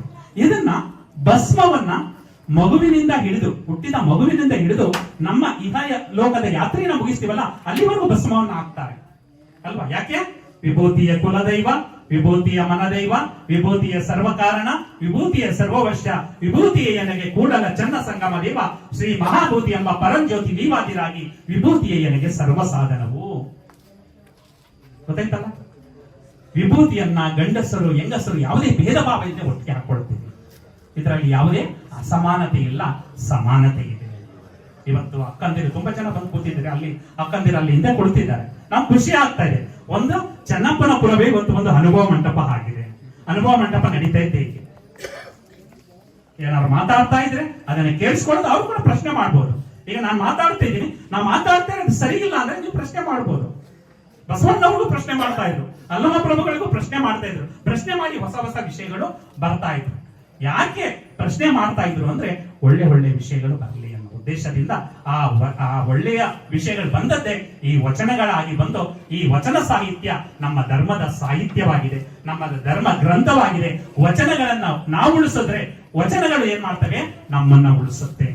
ಅದಕ್ಕೆ ನಮ್ಮ ಇವರಿದಾರಲ್ಲ, ಯಾರು ಫಕೀರಪ್ಪ ಗುರುಬಸಪ್ಪ ಹಳಕಟ್ಟಿ ಅವರು, ಈ ಒಂದು ಕಡೆ ಅವರಿಗೆ ಕಣ್ಣು ಬೀಳುತ್ತೆ, ಯಾವುದು ತಾಳೆಗರಿಯಲ್ಲಿ. ಆಗ ಇಂತಹ ವಚನ ಸಾಹಿತ್ಯವನ್ನ ನಾವು ಬಿಟ್ಟಿದೀವಲ್ಲ ಅಂತ ಅವರು, ಹುಡುಕಾಡದ ಊರುಗಳಿಲ್ಲ, ತಡುಕಾಡದ ಕೇರಿಗಳಿಲ್ಲ, ಅನ್ವೇಷಣೆ ಗೈಯದ ಆಲಯಗಳಿಲ್ಲ, ಸಂಶೋಧನೆ ಗೈಯದ ಸ್ಥಳಗಳಿಲ್ಲ, ಎಲ್ಲ ಸ್ಥಳಗಳಿಗೂ ಹೋಗ್ತಾರೆ. ನಾವು ಈ ಒಂದು ಶರಣ ವಿಶ್ವವಚನ ಫೌಂಡೇಶನ್ ಸ್ಥಾಪನೆ ಮಾಡಬೇಕಾದ್ರೆ ಮುಂದೆ ಇರುವಂತಹ ವಿಶ್ವಗುರು ಬಸವಣ್ಣನವರು, ನಮ್ಮ ಹಿಂದೆ ಇರುವಂತಹ ಫಕೀರಪ್ಪ ಗುರುಬಸಪ್ಪ ಹಳಕಟ್ಟಿ ಅವರು ಇಬ್ಬರು ಕಾರಣ. ಅದಕ್ಕೆ ನಾವು ಏನ್ ಮಾಡ್ತಾ ಇದೀವಿ, ಹುಡುಕ್ತಾ ಇದೀವಿ. ಹುಡುಕಿ ಪ್ರತಿ ಮನೆಗೂ ಕೂಡ ನಾವು ವಚನ ಬುಕ್ ಕೊಡಬೇಕು ಅಂತ. ಮತ್ತೆ ಪ್ರತಿ ಕೇರಿಗಳಿಗೆ ಹೋಗಿದ್ದೀವಿ, ಗೊತ್ತಿರ್ಬೋದು ನಮ್ಮ ಜೊತೆ ಎಲ್ಲ ಅನೇಕರು ಬಂದಿದ್ರು. ಯಾವ ಕೇರಿ ಇದೆ ಆ ಕೇರಿಗಳಲ್ಲೂ ಕೂಡ ಪ್ರತಿ ಮನೆಯನ್ನ ವಚನ ಬುಕ್ ಅನ್ನ ಕೊಡಬೇಕು ಅಂತ. ಅಂತಹ ಬುಕ್ ಅನ್ನ ಕೊಟ್ಟು ಈ ಒಂದು ಉಳಿಸ್ಕೊಟ್ಟಿದ್ದಾರೆ ವಚನ ಸಾಹಿತ್ಯವನ್ನ, ಅದನ್ನ ನಾವು ಪ್ರತಿಯೊಬ್ಬರಿಗೂ ಕೊಡಬೇಕು ಅನ್ನೋ ಒಂದು ಸದುದ್ದೇಶದಿಂದ ಈ ದಿನ ನಮ್ಮ ಶಿವಪ್ರಸಾದ್ ರವರ ದಾಸೋಹದ ಅಂಗವಾಗಿ ಈ ಕಾರ್ಯಕ್ರಮ ಮಾಡಿದ್ದೇವೆ. ನಮ್ಮ ಶರಣ ಸಂಸ್ಕೃತಿಯಲ್ಲಿ ದಾನ ಅನ್ನೋದಿಲ್ಲ. ದಾನ ಅಂದಾಗ ನಾವು ಕೊಟ್ಟೆ ಅನ್ನೋ ಒಂದು ಭಾವ ಬರುತ್ತೆ, ಅಲ್ಲಿ ದರ್ಪ ಇರುತ್ತೆ, ಅಹಂಕಾರ ಇರುತ್ತೆ. ಆದ್ರೆ ನಮ್ಮ ಶರಣ ಸಂಸ್ಕೃತಿಯಲ್ಲಿ ದಾಸೋಹ ಅನ್ನೋ ಒಂದು ಕಲ್ಪನೆ, ನಾವು ಯಾರೇ ಬರೆದ್ರು ದಾಸೋಹಿಗಳು ಅನ್ನೋ ಒಂದು ಪದ. ದಾಸೋಹವನ್ನ ಮಾಡಿದಾಗ ವಿನಯತೆ ಇರುತ್ತೆ ಮತ್ತು ಭಕ್ತಿ ಇರುತ್ತೆ. ಗೊತ್ತಾಯ್ತಾ? ದಾನ ಯಾರು? ಆ ಪರಶಿವನನ್ನು ಮಾತ್ರ ಬಳಸ್ತೀವಿ. ಇಳಿ ನಿಮ್ಮ ದಾನ, ಬೆಳೆ ನಿಮ್ಮ ದಾನ, ಸುಳಿದು ಬೀಸುವ ಗಾಳಿ ನಿಮ್ಮ ದಾನ, ನಿಮ್ಮ ದಾನವನ್ನುಂಡು ಅನ್ಯರ ಹೊಗಳುವ ಪುಣ್ಯಗಳೇ ನೀನೆಂಬೆ ರಾಮನಾಥ ಅಂತ ಹೇಳ್ಬಿಡ್ತಾರೆ ಅಲ್ವಾ? ಇದೆಲ್ಲ ಅಲ್ವಾ ದೇವರು ಕೊಟ್ಟಿರುವಂತಹ, ಪರಶಿವ ಕೊಟ್ಟಿರುವಂತಹ ಬಿಸಿಲಾಗ್ಬೋದು, ಗಾಳಿ ಆಗ್ಬೋದು, ಇವೆಲ್ಲವನ್ನ ಬಳಸ್ಕೊಂತಾನೆ ನಾವು ಸಂಪಾದನೆ ಮಾಡಿರೋದು. ಅದರಿಂದ ಯಾರ್ದಾಯ್ತು ಅದು ದಾನ? ಆ ಪರಶಿವನಂದ. ಆ ಪರಶಿವನದಾಗಿರೋದ್ರಿಂದ ನಾವೇನಾದ್ರು ಕೊಟ್ಟರೆ ಅದು ದಾಸೋಹ. ಅಂತಹ ದಾಸೋಹ ಅನ್ನೋ ಒಂದು ಪದವನ್ನ ಕೊಟ್ಟವರೇ ನಮ್ಮ ಶರಣರು. ಆ ರೀತಿ ದಾಸೋಹಿಗಳಾಗಿವೆ. ಇವತ್ತು ನಮ್ಮ ಕಾಳಿಹುಂಡಿ ಗುರುಸ್ವಾಮಿಯವರು ಬಂದು ಹೆಣ್ಣು ಮಕ್ಕಳಿಗೆ ಒಂದು ಆಶ್ರಯ ತಾಣವನ್ನ ನಿರ್ಮಾಣ ಮಾಡಿಕೊಟ್ಟಿದ್ದಾರಲ್ಲ, ಆದಷ್ಟು ಗೊತ್ತಾಯ್ತಲ್ಲ. ನಮ್ಮ ಶಿವಕುಮಾರ ಸ್ವಾಮೀಜಿಗಳಿಗೆ ಒಂದ್ಸಲ ಭಿಕ್ಷೆಗೆ ಬಂದ್ರಂತೆ ಅವರು ಮಠವನ್ನ ಕಟ್ಟಬೇಕು ಹೋದಾಗ ಒಬ್ಬ ಅಜ್ಜಿ ನಾನು ಏನು ಕೊಡಕ್ಕಿಲ್ವಲ್ಲ ಅಂದಾಗ ಕೊನೆಗೆ ಒಂದು ಪೊರ್ಕೆ ಕಟ್ಟಿದ್ರಂತೆ. ಆ ಪೊರ್ಕೆಯನ್ನ ಕೊಟ್ಟಾಗ ಶಿವಕುಮಾರ ಸ್ವಾಮೀಜಿಗಳು ತುಂಬಾ ವಿನಯತೆಯಿಂದ, ಭಕ್ತಿಯಿಂದ ಆ ಪೊರ್ಕೆಯನ್ನ ಈಸ್ಕೊಂಡು ಹೋದ್ರಂತೆ. ಒಂದು ಕಡೆ ಬರೀತಾರೆ ಅವರು. ಆ ಭಾವ ಇರ್ಬೇಕು. ಅವರು ಏನು 1 ಲಕ್ಷ ಕೊಡ್ಲಿ, 2,000 ಕೊಡ್ಲಿ ಅನ್ನಲ್ಲ. ನಿಮ್ಮಲ್ಲಿ 10 ರೂಪಾಯಿ ಕೊಟ್ಟರು ಕೂಡ ಅದು ದಾಸೋಹ ಆಗುತ್ತೆ. ಆ ರೀತಿ ದಾಸೋಹವನ್ನ ಮಾಡಿ ನಮ್ಮ ಹೆಣ್ಣು ಮಕ್ಕಳು ಇವತ್ತು ಏನಾಗಬೇಕು? ಶಿಕ್ಷಣವಂತರಾಗಬೇಕು. ಯಾಕಂದ್ರೆ ಬಸವಣ್ಣನವರು ನಮ್ಮ ಹೆಣ್ಣು ಮಕ್ಕಳಿಗೆ ಏನ್ ಮಾಡಿದ್ದಾರೆ? ಸಮಾನತೆಯನ್ನ ಕಲ್ಪಿಸಿದ್ದಾರೆ. ಅವ್ರು ಹೇಳ್ದಂಗೆ ನಾವೆಲ್ಲ ಸಮಾಜದಲ್ಲಿ ಹೋರಾಡ್ತೀವಿ, ಸಮಾನತೆ ಇಲ್ಲ ಅಂತ. ಆದ್ರೆ ಬಸವಣ್ಣವರು ಎಲ್ಲೂ ಹೋರಾಡಿದ್ರು? ತಮ್ಮ ಮನೆಯಲ್ಲಿ. ಯಾರಾದ್ರೂ ಪ್ರಪಂಚದಲ್ಲಿ ಅಸಮಾನತೆಯ ವಿರುದ್ಧ ತಮ್ಮ ಮನೆಯಲ್ಲೇ ಹೋರಾಟವನ್ನ ಮಾಡಿ ಮನೆಯನ್ನ ಬಿಟ್ಟು ಬಂದಿದ್ದಾರೆ ಅಂದ್ರೆ ಅವರು ವಿಶ್ವಗುರು ಬಸವಣ್ಣವರು. ಜನಿವಾರಕ್ಕೆ ಹೋಗ್ತಾರೆ ಬಸವಣ್ಣವರು. ಮೊದಲು ನಮ್ಮ ಅಕ್ಕ ಇದಾರಲ್ಲ ನಾಗರಾಂಬಿಕೆ, ಅವ್ರಿಗೆ ಹಾಕಿ ಅಂದಾಗ ಹೆಣ್ಣು ಮಕ್ಕಳಿಗೆ ಜನಿವಾರ ನಿಷೇಧ ಅಂದಾಗ ಅಕ್ಕನಿಗಿಲ್ಲದ ಜನಿವೇರ ನನಗೆ ಬೇಡ ಅಂತ ಅವ್ರು ಏನ್ ಮಾಡ್ತಾರೆ? ಮನೆಯನ್ನೇ ತಿರಸ್ಕರಿಸಿ ಕೂಡಲ ಸಂಗಮಕ್ಕೆ ಹೋಗ್ತಾರೆ. ಕೂಡಲ ಸಂಗಮದಲ್ಲಿ ಅವರು ಒಂದು ಇಷ್ಟಲಿಂಗ ಆವಿಷ್ಕಾರ ಆಗುತ್ತೆ. ಇಷ್ಟಲಿಂಗ ಬಸವಣ್ಣವ್ರಿಗಿಂತ ಮೊದಲೇ ಇತ್ತು ಅಂತ ಹೇಳ್ತಾರೆ. ಅದೆಲ್ಲ ಸುಳ್ಳು. ಯಾರಿಂದ ಹುಟ್ಟಿದ್ದು? ಲಿಂಗವು ಬಸವಣ್ಣನ ಉದರದಲ್ಲಿ ಹುಟ್ಟಿತ್ತು. ಲಿಂಗವು ಬಸವಣ್ಣನ ಉದರದಲ್ಲಿ ಹುಟ್ಟಿತ್ತು ಅಂತ ಚನ್ನಬಸವಣ್ಣವರಿಗೆ ಹೇಳ್ತಾರೆ. ಯಾಕಂದ್ರೆ ನಮ್ಮ ಧರ್ಮ ಸಂಹಿತೆಯನ್ನ ತುಂಬಾ ಚೆನ್ನಾಗಿ ಆಳವಾಗಿ ಬಂದಿರುವಂತವ್ರು ಚನ್ನಬಸವಣ್ಣವರ ವಚನಗಳಲ್ಲಿ ನಾವು ಕಾಣ್ತೇವೆ. ಅಂತಹ ಚನ್ನಬಸವಣ್ಣವರೇ ಬಸವಣ್ಣನವರಿಂದ ಲಿಂಗ ಹುಟ್ಟಿತ್ತು ಅಂತ ಹೇಳಿದಾಗ ಆ ಬಸವಣ್ಣನವರು ಏನ್ ಮಾಡ್ತಾರೆ? ಆವಿಷ್ಕಾರ ಆದ ತಕ್ಷಣ ಪ್ರಥಮವಾಗಿ ಯಾರಿಗೆ ಇಷ್ಟಲಿಂಗ ದೀಕ್ಷೆಯನ್ನ ಮಾಡ್ತಾರೆ ಗೊತ್ತಾ? ತಮ್ಮ ಅಕ್ಕನಾದಂತಹ ಅಕ್ಕ ನಾಗಲಾಂಬಿಕೆ. ಮೊದಲ ಹೆಣ್ಣು ಲಿಂಗಾಯತ ಅಂದ್ರೆ ಮಹಿಳಾ ಲಿಂಗಾಯತ ಯಾರು ಅಂದ್ರೆ ಅಕ್ಕ ನಾಗಲಾಂಬಿಕೆ ಅವರು. ಅಲ್ಲಿಂದ ನಮ್ಮ ಲಿಂಗಾಯತ ಪರಂಪರೆ ಹೆಣ್ಣು ಮಕ್ಕಳಿಗೆ ದೀಕ್ಷೆ ಕೊಡುವಂತ ಪರಂಪರೆ ಪ್ರಾರಂಭ ಆಗುತ್ತೆ. ಪ್ರತಿಯೊಬ್ಬರು ಕೂಡ ಇಷ್ಟಲಿಂಗಧಾರಿಗಳಾಗಿ. ನಾನು ಕೆಲವು ಕೇಳಿದೆ, ಯಾಕೆ ಇಷ್ಟಲಿಂಗ? ಅಯ್ಯೋ ನಾನು ಅಡಿಗೆ ಮಾಡಕ್ ಹೋಗ್ತೀನಿ ಸರ್, ಹೊರಗಡೆ ಲಿಂಗ ಕಟ್ಗಳು ಹೋಗಲ್ಲ. ಲಿಂಗದೇಗಿ ಸದಾ ಶುದ್ಧಿ ಅಂತ. ಲಿಂಗವನ್ನ ಕಟ್ಟೆ ಶುದ್ಧ ಆಗುತ್ತೆ, ನೀವು ಮಾಡುವಂತ ಕೆಲಸನೂ ಕೂಡ ಶುದ್ಧ ಆಗುತ್ತೆ. ಯಾವ ಕೆಲಸ ಆಗಲಿ. ನಾವೊಬ್ಬ ಸರ್ಕಾರಿ ಶಾಲಾ ಶಿಕ್ಷಕರಾಗಿ 24/7 ಯಾವಾಗ್ಲೂ ಕೂಡ ನಾವು ಇಷ್ಟಲಿಂಗ ಧಾರಣೆ ಮಾಡ್ತೀವಿ ಅಂದ್ರೆ ನೀವು ಕಟ್ಕೊಳಕ್ ಆಗಲ್ವಾ? ಪ್ರತಿಯೊಬ್ಬರು ಕೂಡ ಕಟ್ಕೇಳಿ. ಗೂಟಕ್ಕೆ ಸಿಕ್ಸ್ಬೇಡಿ ದಯಮಾಡಿ. ಎದೆ ಮೇಲೆ ರಾರಾಜಿಸಿ. ನೀವು ಚಲಿಸುವ ದೇವರುಗಳಾಗ್ತೀರಾ. ಯಾರು ಇಷ್ಟಲಿಂಗವನ್ನ ಕಟ್ಕೊಂಡು ರಸ್ತೆಯಲ್ಲಿ ನಡೆದಾಡ್ತಾ ಇದ್ರೆ ನೋಡೋ ಒಬ್ರು ಲಿಂಗಾಯತರು ಬರ್ತಾ ಇದ್ದಾರೆ, ಒಬ್ಬ ಚಲಿಸುವ ದೇವರುಗಳು ಬರ್ತಾ ಇದ್ದಾರೆ ಅಂತ ಹೇಳ್ತಾರೆ. ಆ ರೀತಿ ಭಾಗ್ಯ ಇರೋದು ಪ್ರಪಂಚದಲ್ಲಿ ಯಾರಿಗಾದ್ರೂ ದೇವರನ್ನ ಜೊತೆಯಲ್ಲಿ ತೆಗೆದುಕೊಂಡು ಹೋಗುವಂತಹ ಸಾಮರ್ಥ್ಯ ಇದೆ ಅಂದ್ರೆ ಅದು ಕೇವಲ ಲಿಂಗಾಯತರಿಗೆ. ಅಂತಹ ಲಿಂಗಗಳು. ಯಾಕಂದ್ರೆ ಆ ಒಂದು ವಿಶೇಷವಾದಂತಹ ವಚನವನ್ನೇ ಕೊಟ್ಬಿಟ್ಟಿದ್ದಾರೆ. ಜಗದಗಲ ಮುಗಿಲಗಲ ಮಿಗಿಯಗಲ ನಿಮ್ಮಗಲ, ಪಾತಾಳದಿಂದ ತತ್ತ ನಿಮ್ಮ ಶ್ರೀಚರಣ, ಬ್ರಹ್ಮಾಂಡದಿಂದ ತತ್ತ ನಿಮ್ಮ ಶ್ರೀಮಕುಟ, ಅಗಮ್ಯ ಅಗೋಚರ ಅಪ್ರತಿಮ ಲಿಂಗವೇ ನೀವೆನ್ನ ಕರಸ್ಥಳಕ್ಕೆ ಬಂದು ಚುಡುಕಾದಿರಯ್ಯ ಅನ್ನೋ ಒಂದು ವಚನವನ್ನೇ ಕೊಟ್ಬಿಟ್ಟಿದ್ದಾರೆ. ಆ ರೀತಿ ಅವರು ಯಾವುದೇ ಒಂದು ಜಗದಗಲ ಮುಗಿ ಆ ಪರಶಿವನನ್ನ ನಾವು ಅರ್ಥ ಮಾಡೋದಿಕ್ಕೆ ಸಾಧ್ಯನೇ ಇಲ್ಲ. ಅಂತೆ ಅವರು ನಮ್ಮ ಕರಸ್ಥಳದಲ್ಲಿ ಬಂದು ಚಿಕ್ಕವರಾಗಿದ್ದಾರೆ. ಅವನನ್ನ ನಾವು ಆರಾಧಿಸೋಣ. ಕಣ್ಣಲ್ಲಿ ನೋಡಿ, ಕಣ್ಗಳಲ್ಲಿದ್ದಾರೆ ಹಿಂಗ ಬಾರದ ಚೆಲುವ ಅಂತ ಹೇಳ್ತಾರೆ. ಹೊಸದಾಗಿ ಮದುವೆ ಆದಾಗ ಗಂಡನ್ನ ಹೆಣ್ಣು ನೋಡ್ತಾರೆ, ಹೆಣ್ಣನ್ನ ಗಂಡು ನೋಡ್ತಾರಲ್ಲ, ಹಂಗೆ ಲಿಂಗಪ್ಪನ್ ನೋಡಿ. ಲಿಂಗಪ್ಪನ ನೋಡ್ತಾ ನೋಡ್ತಾ ಕಣ್ಣಲ್ಲಿ ಏನ ಆನಂದ ಬಾಷ್ಪ ಬರುತ್ತೆ. ಅಲ್ಲಿವರೆಗೆ ನೋಡಿದಾಗ ನಮ್ಮ ಕಣ್ಣಲ್ಲಿ ಆನಂದ ಉಕ್ಕುತ್ತೆ. ಶಿವಕುಮಾರ ಸ್ವಾಮೀಜಿಗಳು ಈ ಒಂದು ಶಿವಯೋಗವನ್ನ, ಇಷ್ಟಲಿಂಗ ಯೋಗವನ್ನ ಮಾಡ್ತಿದ್ರಿಂದ ಅಷ್ಟು ವರ್ಷಗಳಾದ್ರೂ ಕೂಡ ಯಾವುದೇ ಕನ್ನಡಕವನ್ನ ಬಳಸಲಿಲ್ಲ. ಅದಕ್ಕೆ ಕಾರಣ ಆ ಒಂದು ಶಿವಯೋಗ. ಆ ಶಿವಯೋಗವನ್ನ ಮಾಡಿ ಲಿಂಗವನ್ನ ಇಟ್ಕೊಳ್ಳಿ. ಇನ್ನೇನು ಬೇಕಾಗಿಲ್ಲ ನಿಮ್ಗೆ. ಗೊತ್ತಾಯ್ತಲ್ಲ? ಏನೇನೋ ಆಗ್ತಿರಲ್ಲ, ಅವೆಲ್ಲ ಅವಶ್ಯಕತೆ ಇಲ್ಲ. ಲಿಂಗವನ್ನೇ ಇಟ್ಕೊಳ್ಳಿ. ಇದ್ರೆ ಒಂದು ಬಿಲ್ವ ಪತ್ರೆ ಹಾಕಿ, ಇಲ್ಲ ಅಂದ್ರೆ ಲಿಂಗವನ್ನೇ ಇಟ್ಕೊಳ್ಳಿ. ನೀರು ಇದೊಂದು ಇಟ್ಕೊಂಡಿದ್ರೆ ನೀವು ಶಿವ ಪೂಜೆಯನ್ನ ಮಾಡಿಕೊಂಡು ಹೋದಾಗ ನಿಮ್ಮ ಮಾಡುವಂತಹ ಎಲ್ಲಾ ಕೆಲಸಗಳು ಸಾರ್ಥಕತೆಯನ್ನ ಪಡೆಯುತ್ತೆ ಅಂತ ಹೇಳ್ತಾ ಬಂಧುಗಳೇ, ನಾವು ವಚನ ಸಾಹಿತ್ಯವನ್ನ ಕನ್ನಡದಲ್ಲಿ ಕೊಟ್ಟಿದ್ದಾರೆ. ನಾವು ಯಾವುದೇ ಒಂದು ಬೇರೆ ಮಂತ್ರಗಳನ್ನ ಹೇಳ್ತೀರಾ, ಈಗ ಉದಾಹರಣೆಗೆ ನೀವು ಮದುವೆಗಳು ಮಾಡ್ಕೊಂಡಿದ್ದೀರಲ್ಲ, ತುಂಬಾ ಜನ ಪುರೋಹಿತರು ಮಂತ್ರಗಳನ್ನ ಹೇಳಿದ್ದಾರೆ, ಯಾರಿಗೆ ಅರ್ಥ ಆಗಿದೆ ಅಲ್ಲ? ಯಾರಿಗೆ ಅರ್ಥ ಆಗಿದೆ? ನನ್ನಂತ ಅರ್ಥ ಆಗಿದೆ, ನಿಮ್ಗೆ ಅರ್ಥ ಆಗಿದೆಯಾ? ಉದಾಹರಣೆಗೆ ಒಂದು ಸಂಸ್ಕೃತದಲ್ಲಿ ಒಂದು ವಾಕ್ಯ ಹೇಳ್ತೀನಿ, ಹಾಗಾದ್ರೆ ಅರ್ಥ ಆದ್ರೆ ಶ್ರೀಯತಾಂ ಧರ್ಮ ಸರ್ವಸ್ವ ಶ್ರುತ್ವ ಚೈವ ಅವಧಾರಿತ. ಸಂಸ್ಕೃತದ ವಾಕ್ಯ ಯಾರಾದ್ರೂ ಅರ್ಥ ಆಯ್ತಾ? ಇದಕ್ಕೆ ಹಿಂಗ್ ಪೇಚಾಡ್ತಾ ಇದೀರಿ ಅನ್ಕೊಂಡಿರ್ಬೋದು ನೀವು, ಅಲ್ಲ? ಅಂದ್ರೆ ಧರ್ಮ ಸರ್ವಸ್ವವನ್ನ ಕೇಳಿ ಹೃದಯವಿಟ್ಟು ಆಚರಿಸುವಂತ ಇದ್ರ ಅರ್ಥ. ಈಗ ನಾನೊಂದು ವಾಕ್ಯ ಹೇಳ್ತೀನಿ,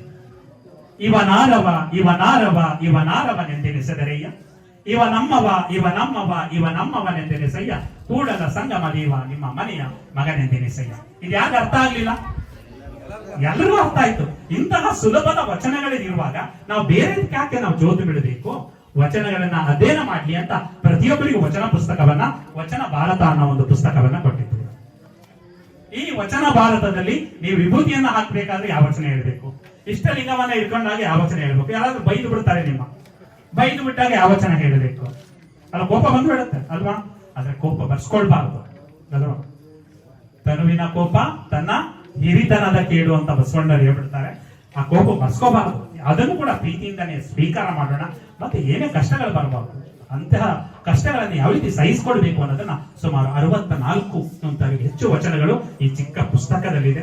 ಇದನ್ನ ಓದಿ ವಚನವನ್ನ ಉಳಿಸಿ, ವಚನವನ್ನ ಬೆಳೆಸಿ ಅಂತ ಹೇಳ್ತಾ, ಕೊನೆಯದಾಗಿ ನಾವು ಯಾವುದೇ ಕೆಲಸವನ್ನ ಮಾಡಿದ್ರು ಕೂಡ ಭಗವಂತ ನಿರಾಕಾರವಾಗಿ ನೋಡ್ತಾ ಇದ್ದಾನೆ. ಅದಕ್ಕೆ ಬಸವಣ್ಣರು ಕೊಟ್ಟುಬಿಟ್ಟಿದ್ದಾರೆ, ನಾವು ಮಾಡುವಂತಹ ಒಳ್ಳೆ ಕೆಲಸ ಬೇರೆಯವರಿಗೆ ಗೊತ್ತಾಗದೆ ಇರ್ಬೋದು, ಅಥವಾ ನಾವು ಮಾಡುವಂತಹ ಕೆಟ್ಟ ಕೆಲಸ ಬೇರೆಯವರಿಗೆ ತಿಳಿದೇ ಇರ್ಬೋದು, ಆದ್ರೆ ಯಾರು ಗೊತ್ತಿದೆ? ಮಹಾದೇವ ಶಕ್ತಿ ಅಂತ ಧರಣಿಯ ಮೇಲೆ ಒಬ್ಬರು ಕೊಡ್ತಿದ್ದಾರೆ ನಿರಾಕಾರವಾಗಿ. ಅದಕ್ಕೆ ಹೇಳ್ತಾರೆ, ಧರಣಿಯ ಮೇಲೊಂದು ಗಿರಿದಪ್ಪ ಅಂಗಡಿಯ ನಿಕ್ಕಿ ಹರದ ಕುಳ್ಳಿರ್ದ ನಮ್ಮ ಮಹಾದೇವ ಶಕ್ತಿ, ಒಮ್ಮನ ವಾದಡೆ ಒಡನೆ ನುಡಿವನು, ಹಿಮ್ಮನ ವಾದಡೆ ನುಡಿಯನು, ಕಾಣಿಯ ಸೋಲ ಅರ್ಧ ಗಾಣಿಯಾಗೆಲ್ಲ ಜಾಣ ನೋಡವ ನಮ್ಮ ಕೂಡಲ ಸಂಗಮ ದೇವ. ಅವರು ಅಲ್ಲಿ ಇಟ್ಕೊಂಡು ನಾವು ಮಾಡುವಂತಹ ಒಳ್ಳೆ ಕೆಲಸಕ್ಕೆ ತಕ್ಕದಾದ ಪ್ರತಿಫಲವನ್ನ ಕೊಡ್ತಾ ಇದ್ದಾರೆ. ಇವತ್ತು ನಾವು ಚನ್ನಪ್ಪನಾಪುರ ಗ್ರಾಮಕ್ಕೆ ಬಂದು, ನಾವು ಹೆಚ್ಚು ಕಡಿಮೆ 4:15 ಇಲ್ಲಿಗೆ ಬಂದು, 4:15 ಬಂದು ಎಲ್ಲ ಗ್ರಾಮಗಳಲ್ಲಿ ಪ್ರತಿ ಮನೆಗೆ ಹೆಜ್ಜೆ ಹಾಕಿದ್ದೇವೆ. ಈ ಹೆಜ್ಜೆ ಹಾಕಿದಾಗ ನಮ್ಗೆ ಅನುಭವ ಆದದ್ದು, ಈ ಶರಣರ ಪುಸ್ತಕವನ್ನ ಇಟ್ಕೊಂಡು ಹೋಗಾಗ ಒಂದ್ ರೀತಿ ದೇವಲೋಕದ ಒಂದು ಕಲ್ಪನೆ ಬಂತು ನಮ್ಗೆ. ಚನ್ನಪ್ಪನಾಪುರ ಏನಾಗಿದೆ ಅಂತ? ದೇವಲೋಕ ಆಗಿದೆ ಅಂತ, ಗೊತ್ತಾಯ್ತಲ್ಲ? ಸ್ವರ್ಗ ಆಗಿದೆ ಅಂತ. ಸ್ವರ್ಗ ಅಂದ್ರೆ ಮೇಲೆ ಕೀಳಲ್ಲ, ಎಲ್ಲಿದೆ? ನಮ್ಮ ಕೈಗಳಿದೆ. ಅದಕ್ಕೆ ಯಾಕಂದ್ರೆ ದೇವಲೋಕ ಮರ್ತ್ಯಲೋಕ ಎಂಬುದು ಬೇರೆಲ್ಲ ಕಾಣಿರೋ, ಸತ್ಯವ ನುಡಿಯುವುದೇ ದೇವಲೋಕ, ಮಿಥ್ಯವ ನುಡಿಯುವುದೇ ಮರ್ತ್ಯಲೋಕ, ಆಚಾರವೇ ಸ್ವರ್ಗ, ಅನಾಚಾರವೇ ನರಕ, ಕೂಡಲ ಸಂಗಮ ದೇವ ನೀವೇ ಪ್ರಮಾಣ ಅಂತ ಹೇಳ್ತಾರೆ. ಈಗ ಇವತ್ತು ನಮ್ಮ ಶಿವಪ್ರಸಾದ್ ಅವರು ಕೂಡ ಅನೇಕ ವಿಚಾರಗಳನ್ನ ಮಾತಾಡಿದ್ದಾರೆ, ವಿರೂಪಾಕ್ಷ ಅವರು ಕೂಡ ಒಳ್ಳೆಯ ಮಾತುಗಳನ್ನ ಆಡಿದ್ದಾರೆ, ನಮ್ಮ ಗುರುಸ್ವಾಮಿ ಅವರು ಕೂಡ ಒಳ್ಳೆಯ ವಚನಗಳನ್ನ ಉದಾಹರಣೆಯನ್ನ ಕೊಟ್ಟಿದ್ದಾರೆ, ರೂಪಕುಮಾರ ಸ್ವಾಮಿ ಅವರು ಕೂಡ ಪ್ರಾರಂಭದಿಂದ ವಚನಗಳನ್ನ ಹೇಳ್ಕೊಂಡು ಬರ್ತಾ ಇದ್ದಾರೆ ಅಂದಾಗ, ಆ ವಚನಗಳನ್ನ ಇಲ್ಲಿ ನುಡಿದಿರೋದ್ರಿಂದ ಆ ವಚನಗಳನ್ನ ನೀವು ಕೇಳಿದಿರಲ್ಲ, ಅಂದ್ರೆ ಈ ಸ್ಥಳ ಏನಾಗಿದೆ? ದೇವಲೋಕ ಆಗಿದೆ. ಈ ಸ್ಥಳ ಏನಾಗಿದೆ? ಸ್ವರ್ಗ ಆಗಿದೆ. ಯಾರಾದ್ರೂ ಬಂದಿಲ್ಲ ಅಂದ್ರೆ ಇವತ್ತು ಈ ಕಾರ್ಯಕ್ರಮಕ್ಕೆ ನೀ ಎಲ್ಲಿಗೆ ಹೋಗಿದ್ದೆ ಅಂದ್ರೆ ಏನಂತ ಹೇಳ್ಬೇಕು? ಸ್ವರ್ಗಕ್ಕೆ ಹೋಗಿದ್ದೆ. ಎಲ್ಲಿಗೆ ಹೋಗಿದ್ದೆ ಅಂದ್ರೆ ದೇವಲೋಕಕ್ಕೆ ಹೋಗಿದ್ದೆ ಅಂತ ಹೇಳಿದಾಗ ಆ ಒಂದು ಕಲ್ಪನೆ ಅವ್ರಿಗೂ ಕೂಡ, ಓ ನಾನು ಅಂತ ದೇವಲೋಕವನ್ನ ಮಿಸ್ ಮಾಡ್ಕೊಂಡಲ್ಲ, ಅಂತ ಸ್ವರ್ಗವನ್ನ ಮಿಸ್ ಮಾಡ್ಕೊಂಡಿಲ್ಲ ಅನ್ನೋ ಒಂದು ಫೀಲಿಂಗ್ ಅವ್ರಿಗೂ ಕೂಡ ಬರಬೇಕು ಅಂತ ಹೇಳ್ತಾ, ಕೊನೆಯದಾಗಿ ಹೊರಡುವೆ ಮುಂದೆ ಬರುವುದು ವಿಶ್ವವು ನನ್ನಯ ಹಿಂದೆ, ಅವರಿವರೆಂಬೆನೆ ಎಲ್ಲರೂ ಒಂದೇ, ಎಲ್ಲರಿಗಿರುವನು ಒಬ್ಬನೇ ತಂದೆ, ಬರುವೆನು ಭುವಿಯನ್ನು ಬೆಳಗಿ ಬಸವನ ಬೆಳಕೆ ಎಲ್ಲಾಡಿ ಬಂದೆ, ಭಾರತವೆಲ್ಲ ಸುತ್ತಾಡಿ ಬಂದೆ ಎಂಬ ಸಿದ್ದಯ್ಯ ಪುರಾಣಿಕರವರ ಕವಿತೆಯೊಂದಿಗೆ ಇವತ್ತು ನಾವು ಈ ಒಂದು ಚನ್ನಪ್ಪನಪುರವನ್ನ ವಚನ ಗ್ರಾಮ ಅಂತ ಒಂದು ಘೋಷಣೆಯನ್ನ ಮಾಡಿ ನಿಮಗೆ ಪ್ರಮಾಣ ಪತ್ರವನ್ನ ಕೊಡ್ತಾ ಇದ್ದೀವಿ. ಪ್ರತಿ ಮನೆಯಲ್ಲಿ ಒಂದೊಂದು ವಚನ ಪುಸ್ತಕ ಇದೆ. ಆ ವಚನವನ್ನ ನೀವು ಓದಬೇಕು ಅನ್ನೋ ಒಂದು ಸದುದ್ದೇಶದಿಂದ ಇದು ನಿಮ್ಮ ಕೇಂದ್ರ ಭಾಗದಲ್ಲಿ ಎಲ್ಲಿದೆ ಅಲ್ಲಿ ಯಾರೇ ಬಂದು ಕೂಡ, ಎಲ್ಲಿ MLA ಬರ್ಬೋದು ಅಥವಾ MP ಬರ್ಬೋದು, ಯಾರೇ ಬರ್ಬೋದು, ಯಾರೇ ಬಂದ್ರು ಕೂಡ ನಮ್ಮಲ್ಲಿ ಇಲ್ಲಿ ವಚನಗಳಿದೆ ಅಂದಾಗ ಅವರು ನಿಮ್ಮ ಜೊತೆ ಮಾತನಾಡಬೇಕಾದ್ರೆ ಒಂದ್ ಸ್ವಲ್ಪ ಹಿಂದೆ ಮುಂದೆ ನೋಡ್ತಾರೆ. ಇವರು ವಚನ ಬಗ್ಗೆ ತಿಳ್ಕೊಂಡಿದ್ದಾರೆ ಅಂದ್ರೆ ಅವ್ರ ಬಗ್ಗೆ ಮಾತನಾಡೋದಕ್ಕೂ ಕೂಡ ಅವರು ಸಾಮರ್ಥ್ಯ ಬೇಕಾಗುತ್ತೆ. ಆದುದರಿಂದ ಈ ಒಂದು ವಚನ ಗ್ರಾಮ ಅಂತ ಆಗಿದೆ. ದಯಮಾಡಿ ಒಂದೇ ಒಂದು ವಚನ, ಯಾಕಂದ್ರೆ ವಚನ ಗ್ರಾಮ ಆಗಿದೆಯಲ್ಲ ನಮ್ಮ ಎಲ್ಲರ ಬಾಯಿ. ನಾನ್ ಮಾತ್ರ ವಚನ ಹೇಳಿದ್ದೀನಿ, ನೀವು ಹೇಳ್ಬೇಕಲ್ವಾ? ಒಂದೇ ಒಂದು ವಚನವನ್ನ ಹೇಳ್ಕೊಡ್ತೀನಿ, ಹೇಳ್ಕೊಟ್ಟು ನನ್ನ ಈ ಒಂದು ನುಡಿಗೆ ವಿರಾಮವನ್ನು ಹೇಳ್ತೇನೆ. ಸುಮಾರು ಜನ ಸೋಮವಾರ ಒಳ್ಳೇದು, ಮಂಗಳವಾರ ಕೆಟ್ಟದು ಅಂತ ಹೇಳ್ತೀವಿ, ಹೌದಾ? ಹೌದಾ? ಸೋಮವಾರನು ಒಳ್ಳೇದೇ, ಮಂಗಳವಾರನು ಒಳ್ಳೇದು ಅಲ್ವಾ? ಬುಧವಾರನು ಒಳ್ಳೆ, ಎಲ್ಲಾ ದಿನಗಳು ಒಳ್ಳೇದು. ಮಂಗಳವಾರ ಸ್ಕೂಲ್ ಪ್ರಾರಂಭ ಆದ್ರೆ ನಿಮ್ಮ ಅಮ್ಮ ಏನ್ ಹೇಳುತ್ತೆ? ಮಂಗಳವಾರ ಮಂಗಳವಾರ ಶಾಲೆಗೆ ಹೋಗ್ಬೇಡ ಅಂತ, ಹೌದಾ? ಪರವಾಗಿಲ್ಲ, ಹಂಗಾರೆ ಎಲ್ಲರೂ ಕೂಡ ಬಸವ ತತ್ವ ಬಸವಾಭಿಮಾನಿಗಳು ಅಂತ ಗೊತ್ತಾಯ್ತಾ? ಎಲ್ಲಾ ದಿನಗಳು ಕೂಡ ಒಳ್ಳೆ ದಿನಗಳು ಅನ್ನೋದನ್ನ ಬಸವಣ್ಣವರು ಒಂದು ವಚನದ ಮೂಲಕ ಹೇಳಿದ್ದಾರೆ. ಆ ವಚನವನ್ನ ಹೇಳ್ಕೊಳ್ತೀನಿ, ಎಲ್ಲರೂ ಕೂಡ ನನ್ನ ಜೊತೆ ಧ್ವನಿಗೂಡಿಸ್ಬೇಕು. ಯಾಕಂದ್ರೆ ವಚನ ಗ್ರಾಮ ಆಗಿದೆ, ಪ್ರತಿಯೊಬ್ಬರ ಬಾಯಲ್ಲೂ ಕೂಡ ವಚನ ಬರಬೇಕು ಅನ್ನೋದು ನನ್ನ ಆಸೆ. ಹೇಳ್ತೀರಲ್ಲ? ಅಂದು ಇಂದು ಮತ್ತೊಂದಿನ ಬೇಡ, ದಿನವಿಂದೆ ಶಿವಶರಣೆಂಬವಂಗೆ, ದಿನವಿಂದೆ ಹರಶರಣೆಂಬವಂಗೆ, ದಿನವಿಂದೆ ಕೂಡಲ ಸಂಗನ ಶರಣರ ಮಾನದೆ ನೆನವಂಗೆ. ಗೊತ್ತಾಯ್ತಲ್ಲ? ಅಂದು ಇಂದು ಮತ್ತೊಂದೆನ ಬೇಡ ಕಣಪ್ಪ, ದಿನವಿಂದೆ ಶಿವಶರಣೆಂಬವಂಗೆ, ದಿನವಿಂದೆ ಹರಶರಣೆಂಬವಂಗೆ ಅಂತ ಹೇಳ್ತಾರೆ. ಆದ್ರಿಂದ ಪ್ರತಿದಿನವೂ ಕೂಡ ಒಳ್ಳೆಯ ದಿನ ಅಂತ ಹೇಳ್ತಾ, ಇವತ್ತು ಇಷ್ಟೊತ್ತಾದ್ರೂ ಕೂಡ ಈ ನಮ್ಮ ಮುದ್ದು ಪುಟಾಣಿಗಳು, ಚಿನ್ನಗಳು ನಿದ್ರೆ ಮಾಡದೆ, ಟಿವಿ ನೋಡದೆ ಇಲ್ಲಿ ಬಂದು ಕುಂತ್ಕೊಳ್ತಿದ್ರಲ್ಲ, ನಿಜವಾಗ್ಲೂ ಕೂಡ ನೋಡಿ ನಿಮ್ಗೆ ಖುಷಿ ಆಯ್ತು ಕಣ್ಕಂತ. ನೀವೆಲ್ಲ ತುಂಬಾ ಇವರೆಲ್ಲ ಬಂದಿದ್ರು ಸರ್ ವಚನ ಪುಸ್ತಕ ಕೊಡೋದಿಕ್ಕೆ, ಎಲ್ಲ ಕುಣಿದಾಡ್ಕೊಂಡು ನಲ್ದಾಡ್ಕೊಂಡು ನಮ್ಮ ಜೊತೆಗೆ ವಚನ ಪುಸ್ತಕವನ್ನ ಕೊಟ್ಟಲ್ಲ. ಚನ್ನಪ್ಪನಾಪುರ ಗ್ರಾಮದಲ್ಲಿ ಇಂತಹ ಮಕ್ಕಳಂತ, ಚಿನ್ನದಂತ ಮಕ್ಕಳನ್ನ ಪಡ್ಕೊಂಡಂತ ನೀವು ಧನ್ಯರು. ಖಂಡಿತ ಅದೇ ಬೇಕಾಗಿರೋದು ನಮ್ಗೆಲ್ಲ.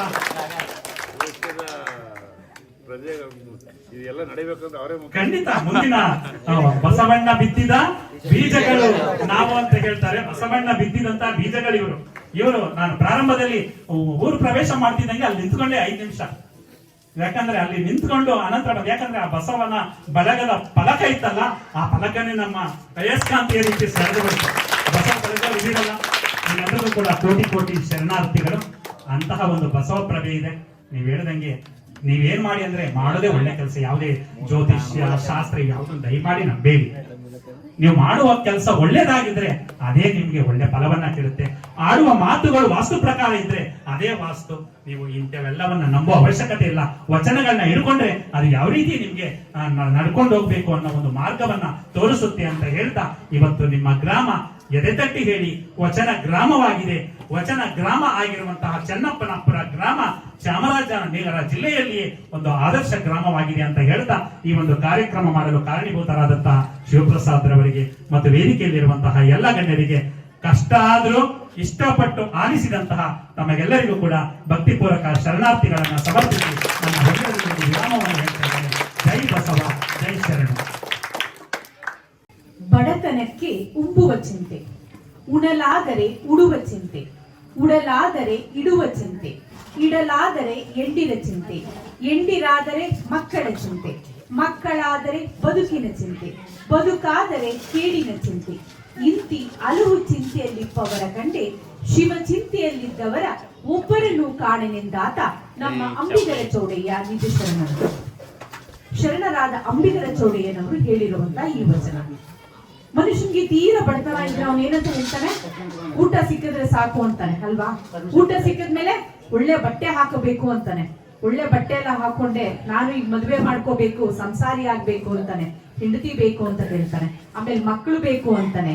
ಹೀಗೆ ಜೀವನ ಎಲ್ಲ ಕಟ್ಕೊಂಡ್ಮೇಲೆ ಏನಾದ್ರೂ ಒಂದು ಕೆಟ್ಟ ಕೆಲಸವನ್ನು ಕೂಡ ಮಾಡ್ಬೇಕು ಅಂತಾನೆ. ಕೆಟ್ಟ ಕೆಲಸ ಮಾಡಿದ್ಮೇಲೆ ಮರಣದ ಚಿಂತೆ ಆಗುತ್ತೆ, ಅಂದ್ರೆ ಮರಣಕ್ಕೆ ಸಮೀಪವಾಗ್ತಾನೆ. ಇಷ್ಟೊಂದು ಚಿಂತೆಯೆಲ್ಲ ಮಾಡ್ತೀರಲ್ಲ, ಶಿವ ಚಿಂತೆಯನ್ನ ಮಾಡುವವರು ಈ ಜಗತ್ತಿನಲ್ಲಿ ಯಾರು ಇಲ್ವಾ ಅಂತ ನಮ್ಮ ಅಂಬಿಗರ ಚೌಡಯ್ಯ ಶರಣರು ಹೇಳ್ತಾರೆ. ಆದ್ರೆ ಚನ್ನಪ್ಪನಪುರದ ಗ್ರಾಮದವರು ಈ ಒಂದು ವಚನವನ್ನ ಸುಳ್ಳು ಮಾಡಿದ್ದೀರಿ. ಇಲ್ಲೆಲ್ಲರೂ ಕೂಡ ಶಿವಭಕ್ತರಿದ್ದೀರಿ, ಎಲ್ಲರೂ ಪರಮಾತ್ಮನನ್ನ ಸ್ಮರಿಸುವಂತ ಜನ ಇದ್ದೀರಿ. ಇಲ್ಲಿಯವರೆಗೆ ತಮ್ಮ ಅಧ್ಯಕ್ಷೀಯ ನುಡಿಯಲ್ಲಿ ಸಾಕಷ್ಟು ವಿಷಯದ ಬಗ್ಗೆ ನಿಮ್ಗೆ ಎಲ್ಲರಿಗೂ ತಿಳಿಸ್ಕೊಟ್ರು ಡಾಕ್ಟರ್ ವಚನ ಕುಮಾರಸ್ವಾಮಿರವರು. ಎಲ್ಲರಿಗೂ ಇಷ್ಟ ಆಯ್ತಾ? ಇಷ್ಟ ಆಯ್ತಾ? ಇನ್ನೊಂದ್ ಸ್ವಲ್ಪ ಮಾತಾಡ್ಬೇಕಾಗಿತ್ತ ಸರ್? ಮಾತಾಡ್ಬೇಕಾಗಿತ್ತ? ಜೋರಾಗಿ ಬರ್ತಾ ಇಲ್ಲ, ಮಕ್ಕಳು ಹೇಳ್ತಾ ಇಲ್ಲ. ಎಲ್ಲ ದೊಡ್ಡವ್ರು ಮಾತ್ರ ಹೇಳ್ತಿದ್ದಾರೆ, ಮಕ್ಕಳು ಹೊಟ್ಟೆ ಹಸ್ಬಿಟ್ಟಿದೆ ಅನ್ಸುತ್ತೆ. ಇಲ್ಲಿವರೆಗೆ ಸಾಕಷ್ಟು ವಿಷಯಗಳನ್ನ ನಮ್ಮ ಜೊತೆಗೆ ಹಂಚಿಕೊಂಡ್ರು. ಸಾಕಷ್ಟು ವಿಷಯಗಳನ್ನ ನೀವು ಹೇಳಿದ್ರು. ಅದನ್ನೆಲ್ಲ ನೀವೆಲ್ಲರೂ ಇವತ್ತು ಏನ್ ಮಾಡ್ಬೇಕು? ಒಂದು ಕಿವಿಲ್ ಕೇಳಿ ಇನ್ನೊಂದು ಕಿವಿಲ್ ಬಿಟ್ಬಿಡ್ಬೇಕಾ? ಏನ್ ಮಾಡ್ಬೇಕು? ಮನ್ಸಲ್ಲಿ ಇಟ್ಕೋಬೇಕು, ಹೃದಯದಲ್ಲಿ ಇಟ್ಕೊಂಡು ಅದನ್ನ ಆಚರಿಸ್ಬೇಕು. ಯಾವುದೇ ವಿಷಯವನ್ನೇ ಆಗ್ಲಿ, ಯಾವುದೇ ಒಂದು ಭಾಷಣ, ಉಪನ್ಯಾಸ ಏನನ್ನ ಕೇಳಿದ್ರು ಕೂಡ ಅದನ್ನ ಅರ್ಥೈಸಿಕೊಂಡು ನಾವ್ ಏನ್ ಮಾಡ್ಬೇಕು? ಜೀವನದಲ್ಲಿ ಪಾಲಿಸ್ಬೇಕು. ಅದನ್ನ ಪಾಲಿಸಿದಾಗ ಮಾತ್ರ ನಮ್ಮ ಜೀವನ ಏನಾಗುತ್ತೆ? ಉತ್ತುಂಗ ಸ್ಥಾನಕ್ಕೆ ಏರುತ್ತೆ, ಸಾಕ್ಷಾತ್ಕಾರವಾಗುತ್ತೆ. ಇಲ್ಲಿಯವರೆಗೆ ತಮ್ಮ ಅಧ್ಯಕ್ಷೀಯ ನುಡಿಯಲ್ಲಿ ಸಾಕಷ್ಟು ವಿಷಯಗಳನ್ನ ತಿಳಿಸಿಕೊಟ್ಟಂತ ಡಾಕ್ಟರ್ ವಚನಕುಮಾರ ಸ್ವಾಮಿ ರವರಿಗೆ ಶರಣು ವಿಶ್ವವಚನ ಫೌಂಡೇಶನ್ ವತಿಯಿಂದ ಹಾಗೂ ವೈಯಕ್ತಿಕವಾಗಿ